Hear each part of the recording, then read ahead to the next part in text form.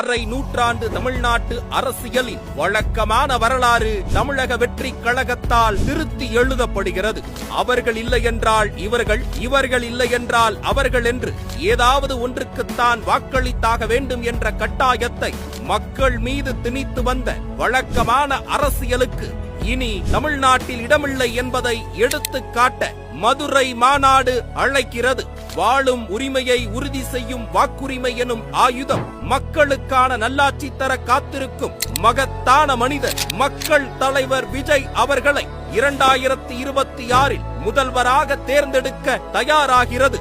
அந்த எழுச்சியின் அடையாளமாய் மாமதுரை மண்ணில் வாகை சூடும் வரலாறு திரும்புகிறது. வெற்றி பேரணியில் தமிழ்நாடு தலைவர் விஜயுடன் தொடர்கிறது.